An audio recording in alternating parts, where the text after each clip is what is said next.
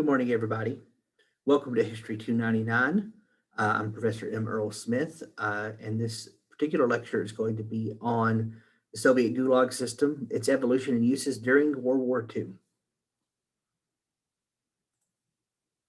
So what is the Gulag? First, a quick definition.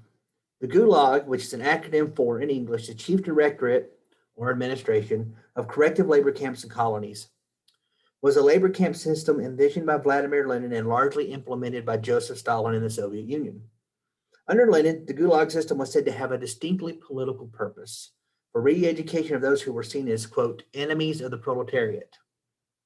The Gulag system was implemented in full under Stalin in the 1930s and, in its time, would see over 14 million prisoners. In spite of initial plans to use it as a forced labor center to benefit Soviet economic output and, in Lenin's vision, to re-educate enemies of the proletariat, the Gulag saw many different uses during World War II, many of which contribute to the legacy of its brutality. And this map here shows a rendering of all the Gulags across the former Soviet Union, which numbered over 100. The Gulag was seen as an economic and punishment center pre-war. The first year of the Gulag was both punitive and economic. For example, when landowning peasants known as kulaks were accused of hoarding grain and other resources during the 1932 to 1933 Soviet famine, this took place in Ukraine, Stalin seized their resources and sent them to gulags, where they were often worked to death. In another ghastly example, nearly 2 million people were exported to Siberia to bring unused land into productivity. 6,000 were stranded on the Zeno Island, where dire conditions resulted in acts of cannibalism. Finally, the Kolmia Highway in Russia's Far East is named the Road of Bones for the nearly 250,000 people said to be interned in its structure.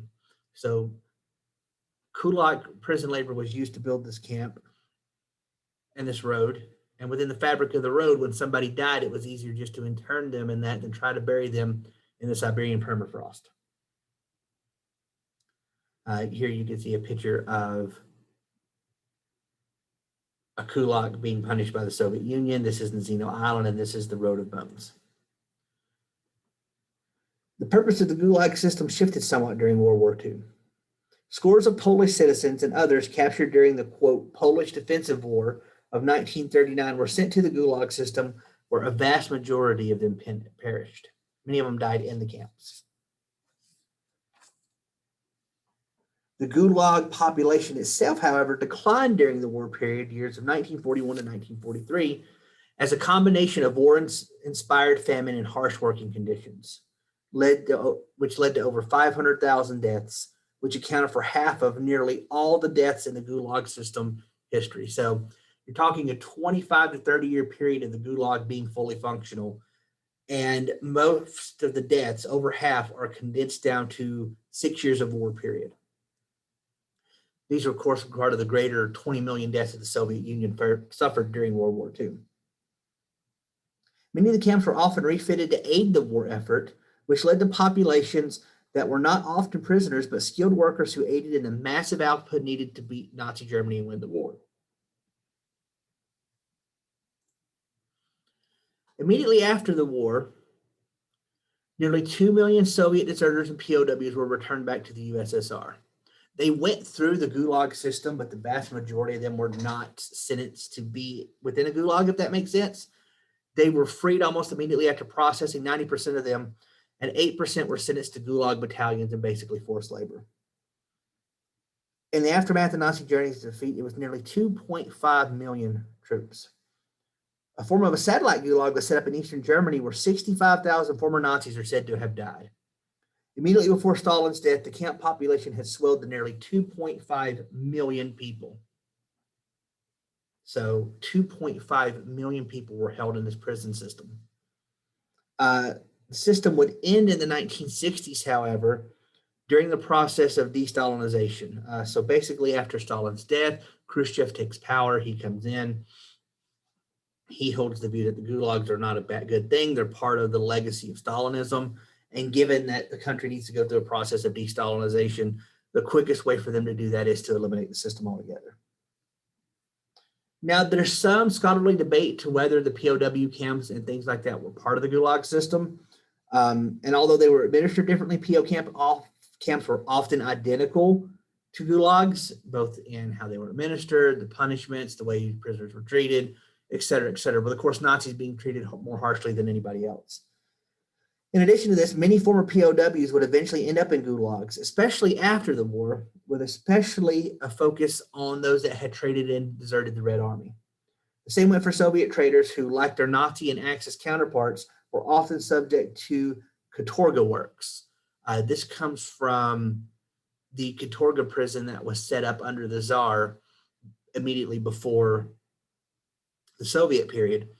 And those prison works were some of the most brutal and harshest, in the history of mankind. This was extremely harsh labor conditions that often led to the death of the prisoner or the prisoner of war involved.